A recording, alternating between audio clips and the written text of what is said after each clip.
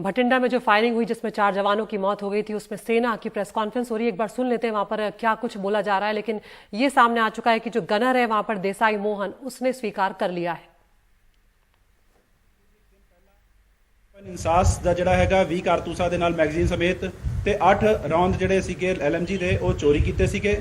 ਇਸੇ ਮੰਤਵ ਨਾਲ ਕੀਤੇ ਸੀ ਕਿਉਂਕਿ ਇਹਦੀ ਕੁਝ ਪਰਸਨਲ ਰੰਜਿਸ਼ ਸੀਗੀ ਉਸ ਬੰਦਿਆਂ ਦੇ ਨਾਲ ਔਰ ਇਹ ਉਹਨਾਂ ਨੂੰ ਮੌਤ ਦੇ ਘਾਟ ਉਤਾਰਨਾ ਚਾਹੁੰਦਾ ਸੀਗਾ। ਜਦੋਂ ਮੌਕੇ ਦੀ ਆਪਣੀ ਪੜਤਾਲ ਸ਼ੁਰੂ ਕੀਤੀ ਗਈ ਸੀਗੀ, ਸਾਡੀ CIA ਦੀ ਟੀਮ, SHO ਕੈਂਟ, DSP ਸਾਹਿਬ ਔਰ SPD ਸਾਹਿਬ ਮੌਕੇ ਤੇ ਗਏ ਸੀ। ਉਦੋਂ ਸਾਨੂੰ 19 ਜਿਹੜੇ ਹੈਗੇ ਨੇ ਖਾਲੀ ਕਾਰਤੂਸ ਮੌਕੇ ਤੋਂ ਬਰਾਮਦ ਹੋਏ ਸੀਗੇ, ਜਿਹੜੇ ਕਿ ਇੰਸਾਸ ਰਾਈਫਲ ਦੇ ਸੀਗੇ। ਜਿੱਤੋਂ ਇਹ ਵੀ ਕਲੀਅਰ ਹੋ ਗਿਆ ਸੀ ਕਿ ਇੰਸਾਸ ਰਾਈਫਲ ਮੋਸਟ ਪ੍ਰੋਬੇਬਲੀ ਜਿਹੜੀ ਹੈਗੀ ਹੈ ਜੋ ਚੋਰੀ ਹੋਈ ਹੈ ਉਹੀ ਇਹਦੇ ਵਿੱਚ ਇਸਤੇਮਾਲ ਹੋਈ ਹੈ। ਔਰ ਕੱਲ ਜਦੋਂ ਇਹਨੇ ਸਾਰਾ ਕੁਝ ਡਿਸਕਲੋਜ਼ ਕੀਤਾ ਉਸ ਤੋਂ ਬਾਅਦ ਅਸੀਂ ਜਾ ਕਰਕੇ ਆਰਮੀ ਏਰੀਆ 'ਚ ਕਾਫੀ ਥੋਰੋ ਸਰਚ ਆਪਰੇਸ਼ਨ ਚਲਾਇਆ ਔਰ ਇਹਦੀ ਨਿਸ਼ਾਨਦੇਹੀ ਤੇ ਆਪਾਂ ਉੱਥੋਂ ਕੁੱਲ 7 ਕਾਰਤੂਸ ਬਰਾਮਦ ਕੀਤੇ ਹੈਗੇ ਨੇ, ਜਿਹਦੇ ਵਿੱਚੋਂ 6 ਕਾਰਤੂਸ ਜਿੰਦਾ ਸੀਗੇ, ਜਿਹੜੇ ਇਹਨੇ 8 ਕਾਰਤੂਸ ਚੋਰੀ ਕੀਤੇ ਸੀਗੇ LMG ਵਿੱਚੋਂ ਉਹ ਸੀ। ਔਰ ਇੱਕ ਮਿਸ ਫਾਇਰ ਹੋਇਆ ਸੀਗਾ ਜਦੋਂ ਇਹਨੇ ਬੰਦਿਆਂ ਨੂੰ ਮਾਰਨ ਦੀ ਕੋਸ਼ਿਸ਼ ਕੀਤੀ ਸੀ, ਉਦੋਂ ਪਹਿਲਾ ਰਾਊਂਡ ਇਹਦੇ ਕੋਲੋਂ ਮਿਸ ਫਾਇਰ ਹੋਇਆ ਸੀਗਾ, ਜਿਹੜਾ ਇਹਨੇ ਉਠਾ ਕੇ ਆਪਣੀ ਜੇਬ ਵਿੱਚ ਪਾ ਲਿਆ ਸੀਗਾ। ਔਰ ਇਨਸੀਡੈਂਟ ਕਰਨ ਤੋਂ ਬਾਅਦ ਨੇੜੇ ਦੇ ਇੱਕ ਸੀਵਰੇਜ ਪਿਟ ਵਿੱਚ ਇਹਨੇ ਲਿਜਾ ਕਰਕੇ ਉਹ ਸਾਰੇ ਦੇ ਸਾਰੇ 8 ਕਾਰਤੂਸ ਜਿੰਦਾ ਤੇ ਇੱਕ ਜਿਹੜਾ ਯੂਜ਼ਡ ਕਾਰਟ੍ਰਿਜ ਸੀਗਾ ਉਹ ਤੇ ਵੈਪਨ, ਇਹ ਸਾਰੀ ਚੀਜ਼ਾਂ ਨੇ ਲਿਜਾ ਕਰਕੇ ਉਹਦੇ ਵਿੱਚ ਡੰਪ ਕਰਤੀਆਂ ਸੀਗੀਆਂ। ਵੈਪਨ ਸਾਨੂੰ ਉਸੇ ਦਿਨ ਬਰਾਮਦ ਹੋ ਗਿਆ ਸੀਗਾ ਔਰ ਬਾਕੀ ਦੇ ਕਾਰਤੂਸਾਂ ਵਿੱਚੋਂ 9 ਕਾਰਤੂਸਾਂ ਵਿੱਚੋਂ ਸਾਨੂੰ 7 ਕਾਰਤੂਸ ਬਰਾਮਦ ਹੋ ਗਏ ਨੇ। ਬਾਕੀ ਆਰਮੀ ਦੇ ਨਾਲ ਸਾਂਝਾ ਆਪਰੇਸ਼ਨ ਸਾਡਾ ਹਜੇ ਵੀ ਕੈਰਿੰਗ ਔਨ ਹੈ, ਉੱਥੇ ਚੱਲ ਰਿਹਾ ਹੈਗਾ। ਜਿਹੜੇ ਇੱਕ ਬੈਗ ਦੇ ਅੰਦਰ ਇਹਨੇ ਵੈਪਨ ਛੁਪਾ ਕੇ ਰੱਖਿਆ ਸੀਗਾ ਉਹ ਵੈਪਨ ਦਾ ਉਹ ਬੈਗ ਵੀ ਆਪਾਂ ਬਰਾਮਦ ਕਰ ਲਿਆ ਹੈ ਤੇ ਜਿਹੜੇ ਕੱਪੜੇ 'ਚ ਇਹਨੇ ਲੁਕਾ ਕਰਕੇ ਕਾਰਤੂਸ ਰੱਖੇ ਸੀਗੇ ਉਹ ਆਪਾਂ ਕੱਪੜਾ ਵੀ ਬਰਾਮਦ ਕਰ ਲਿਆ ਹੈਗਾ। ਦੇਖੋ ਕਾਰਨ ਕੀ ਸੀ? ਮੈਂ ਤੁਹਾਨੂੰ ਦੱਸ ਰਿਹਾ ਹੈਗਾ ਇਹਦੀ ਪਰਸਨਲ ਰੰਜਿਸ਼ ਸੀਗੀ। ਕੁਝ ਕਾਰਨਾਂ ਕਰਕੇ ਇਹ ਆਪਸ ਵਿੱਚ ਰੰਜਿਸ਼ ਰੱਖਦੇ ਸੀਗੇ, ਜਿਨ੍ਹਾਂ ਦੇ ਹਾਲਾਤਾਂ ਵਿੱਚ ਇਹਨੇ ਜਾ ਕਰਕੇ ਉਹ ਬੰਦਿਆਂ ਨੂੰ ਕਤਲ ਕਰਤਾ। ਇਹਦਾ ਦੇਸਾਈ ਮੋਹਨ ਨਾਮ ਹੈਗਾ। ਇਹ ਸਾਰੇ ਸੰਤਰੀ ਡਿਊਟੀ ਤੇ ਕਹਿ ਲਓ ਤੁਸੀਂ ਇੱਕ ਤਰੀਕੇ ਦੇ ਨਾਲ, ਸਾਰੇ ਉੱਥੇ ਇੱਕ ਪੁਆਇੰਟ ਤੇ ਹੀ 6 ਬੰਦੇ ਤੈਨਾਤ ਸੀਗੇ ਔਰ ਸਾਂਝੀ ਡਿਊਟੀ ਕਰਦੇ ਹੁੰਦੇ ਸੀ ਵਾਰੀ-ਵਾਰੀ। ਉਹਦੇ ਵਿੱਚੋਂ ਇੱਕ ਬੰਦਾ ਇਹ ਸੀਗਾ ਜਿਹਨੇ ਬਾਕੀ ਦੇ 4 ਬੰਦੇ ਜਿਹੜੇ ਹੈਗੇ ਉਹਨਾਂ ਨੂੰ ਮੌਤ ਦੇ ਘਾਟ ਉਤਾਰਿਆ। ਸਰ ਇਹ ਗੱਲ ਸਾਹਮਣੇ ਆ ਰਹੀ ਸੀ ਕਿ ਜਿਹੜਾ ਵੈਪਨ ਸੀ ਉਹ ਕਿਸੇ ਖੱਡੇ 'ਚੋਂ ਮਿਲਿਆ ਸੀ ਜਿਸ ਪਾਣੀ ਖੜਾ ਸੀ।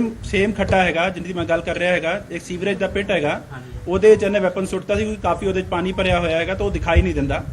ਪਹਿਲਾਂ ਵੈਪਨ ਤੇ ਜਦੋਂ ਉਹਦੇ ਪਾਣੀ ਕੱਢਿਆ ਗਿਆ ਪਹਿਲੇ ਦਿਨ, ਉਦੋਂ ਵੈਪਨ ਤੇ ਮਿਲ ਗਿਆ ਬਿਕੋਜ਼ ਇਟ ਇਜ਼ ਆਬਵੀਅਸ ਵੱਡਾ ਵੈਪਨ ਹੁੰਦਾ ਹੈਗਾ, ਉਹ ਦਿਖ ਜਾਂਦਾ ਹੈ। ਬਟ ਐਮੂਨੀਸ਼ਨ ਉਸ ਦਿਨ ਬਰਾਮਦ ਨਹੀਂ ਹੋਈ ਕਿਉਂਕਿ ਸਾਨੂੰ ਨਹੀਂ ਕਲੀਅਰ ਸੀਗਾ ਕਿ ਕੁਝ ਉਹਨੇ ਉੱਥੇ ਸੁੱਟਿਆ ਹੈਗਾ। ਕੱਲ ਜਦੋਂ ਇਹਦੀ ਕਾਫੀ ਥੋਰੋ ਪੁੱਛਗਿੱਛ ਕੀਤੀ ਗਈ ਦੈਨ ਹੀ ਰਿਵੀਲਡ ਕਿ ਇਹਨੇ ਜਿਹੜੇ 8 ਕਾਰਤੂਸ ਚੋਰੀ ਕੀਤੇ ਸੀਗੇ ਔਰ ਜਿਹੜਾ ਇੱਕ ਲਾਈਵ ਜਿਹੜਾ ਕਾਰਟ੍ਰਿਜ ਜਿਹੜੀ ਇਹਦੀ ਮਿਸਫਾਇਰ ਹੋ ਗਈ ਸੀ ਉਹ 9 ਕਾਰਤੂਸ ਇਹਨੇ ਲਿਜਾ ਕਰਕੇ ਉਸ ਪਿੱਟੇ 'ਚ ਉਸ ਵੈਪਨ ਦੇ ਨਾਲ ਹੀ ਸੁੱਟੇ ਸੀਗੇ। ਤੇ ਕਾਫੀ ਥੋਰੋ ਸਰਚ ਕਰਨ ਤੋਂ ਬਾਅਦ ਕਾਫੀ ਮਤਲਬ ਚੰਗੀ ਤਰੀਕੇ ਦੇ ਨਾਲ ਆਪਾਂ ਉੱਥੇ ਕੀਤੀ ਸਰਚ ਤਾਂ ਸਾਨੂੰ ਇਹ ਜਿਹੜੇ ਹੈਗੇ 7 ਕਾਰਤੂਸ ਬਰਾਮਦ ਹੋਏ ਨੇ। ਤੁਸੀਂ ਨਿੱਜੀ ਕਾਰਨਾਂ ਦੀ ਗੱਲ ਕਰ ਰਹੇ ਹੋ, 4 ਬੰਦਿਆਂ ਦਾ ਕਤਲ ਹੋਇਆ, ਇੱਕ ਨਾਲ ਹੋ ਸਕਦੀ ਹੈ, 2 ਨਾਲ, 4 ਨਾਲ ਹੀ ਨਿੱਜੀ ਰੰਜਿਸ਼? ਬਿਲਕੁਲ ਜੀ ਬਿਲਕੁਲ, 4 ਦੇ ਨਾਲ ਨਿੱਜੀ ਰੰਜਿਸ਼ ਸੀਗੀ। ਇਹ ਕੁਝ ਪਰਸਨਲ ਰੀਜ਼ਨਸ ਹੈਗੇ ਨੇ ਜਿਨ੍ਹਾਂ ਨੂੰ ਆਪਾਂ ਇੱਥੇ ਮੀਡੀਆ 'ਚ ਡਿਸਕਲੋਜ਼ ਨਹੀਂ ਕਰ ਸਕਦੇ ਹੈਗੇ ਆ।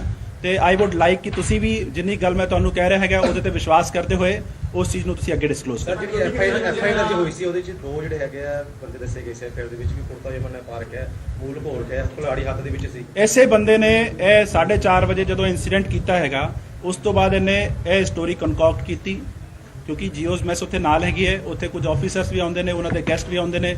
ਇਹਨੇ ਜਾਂ ਤੇ ਦੇਖਿਆ ਹੋਣਾ ਕਿ ਕੋਈ ਕੁਰਤੇ ਪਜਾਮੇ ਵਾਲੇ ਬੰਦੇ 1-2 ਦਿਨ ਉੱਥੇ ਆਏ ਸੀਗੇ ਤੇ ਇਹਨੇ ਉਸ ਹਿਸਾਬ ਨਾਲ ਇੱਕ ਕੁਰਤੇ ਪਜਾਮੇ ਵਾਲੀ ਸਟੋਰੀ ਬਣਾਈ। ਇੱਕ ਵੈਪਨ ਚੁੱਕੀ ਮਿਸਿੰਗ ਸੀਗਾ, ਜਿਹੜਾ ਚੋਰੀ ਹੋਇਆ ਸੀਗਾ ਉਹ ਵੈਪਨ ਉੱਥੇ ਯੂਜ਼ ਵੀ ਹੋਇਆ ਤੇ ਇਹਨੇ ਕਹਿਤਾ ਕਿ ਵੈਪਨ ਇਹ ਵਾਲਾ ਜਿਹੜਾ ਹੈਗਾ ਇੰਸਾਸ ਰਾਈਫਲ ਉਹ ਬੰਦੇ ਦੇ ਹੱਥ 'ਚ ਹੈਗੀ ਹੈ ਕਿਉਂਕਿ ਦੂਜਾ ਕੋਈ ਹੋਰ ਵੈਪਨ ਨਹੀਂ ਸੀਗਾ ਤੇ ਇਹਨੇ ਇੱਕ ਫਰਸੇ ਜਾਂ ਕੁਲਾੜੀ ਦਾ ਜਿਹੜਾ ਹੈਗਾ ਨਾਂ ਲੈ ਲਿਆ ਕਿ ਦੂਜੇ ਬੰਦੇ ਦੇ ਹੱਥ ਵਿੱਚ ਇੱਕ ਕੁਲਾੜੀ ਸੀਗੀ। ਕਰਨਲ ਸਾਹਿਬ ਜਿਹੜੇ ਮਾਰੇ ਗਏ ਆ 4 ਬੰਦੇ ਤੇ ਜਿਹੜਾ ਮਾਰਨ ਵਾਲਾ ਆ ਗਿਆ ਉਹ ਸਹੀ ਹੈ ਸਾਰੀ हिंदी नाल जो मारे गए इसमें 4 गनर और जो मारने वाला है कातिल है देसाई वो सारे के सारे अनमैरिड है या मैरिड है इनमें? जो मारने वाला है वो अनमैरिड है और जो सारे डेथ हुए हैं वो भी अनमैरिड है। सर कहाँ के रहने वाले हैं? इसकी डिटेल जो है वो अभी इस वक्त डिटेल मुझे जो है आई हैव 2 बंदे तमिलनाडु के हैं, 2 कर्नाटका के हैं और जिस बंदे ने मारा है he is from AP Andhra Pradesh. हाँ जी सर जिदा इस 302 ਦੇ ਜੋ ਸੈਕਸ਼ਨ 25 ਐਕਟ ਦਾ ਮੁਕੱਦਮਾ ਦਰਜ ਕੀਤਾ ਗਿਆ ਤੇ ਇਸ ਤੋਂ ਇਲਾਵਾ ਜਿੱਦਾਂ ਕਿ ਗੁੰਮਰਾਹ ਕੀਤਾ ਹੈ ਪੁਲਿਸ ਨੂੰ ਤੇ ਆਰਮੀ ਨੇ। ਦੇਖੋ ਜੀ ਹਜੇ we have put his arrest, ਆਪਾਂ ਹੁਣ ਕੋਰਟ ਵਿੱਚ ਪੇਸ਼ ਕਰਾ ਕਰਕੇ ਇਹਦਾ ਰਿਮਾਂਡ ਲਵਾਂਗੇ, ਉਹਦੇ ਵਿੱਚ ਅੱਗੇ ਹਜੇ ਦੀ ਹੋਰ ਪੁੱਛਗਿੱਛ ਕਰਾਂਗੇ ਔਰ ਜੋ ਵੀ ਇਨਵੈਸਟੀਗੇਸ਼ਨ ਵਿੱਚ ਆਊਗਾ ਉਸ ਹਿਸਾਬ ਨਾਲ ਵਾਧਾ ਜੁਰਮ ਜਾਂ ਜੋ ਘਾਟਾ ਜੁਰਮ ਕਰਨਾ ਹੋਏਗਾ ਉਸ ਹਿਸਾਬ ਨਾਲ ਤਫਤੀਸ਼ ਜਿਹੜੀ ਹੈਗੀ ਆਪਣਾ ਰੂਟ ਆਪ ਲਵੇਗੀ। ਸਰ ਜਿਸ ਤਰ੍ਹਾਂ ਸਰ ਇੰਨੇ ਦੇ ਲਾਗੇ ਟ੍ਰੇਸ ਕਰਦੇ ਆ ਉੱਥੇ ਕੋਈ CCTV ਕੈਮਰਾ ਵਗੈਰਾ ਤੇ ਕੋਈ ਪ੍ਰੋਵੀਜ਼ਨ ਨਹੀਂ ਹੈਗੀ?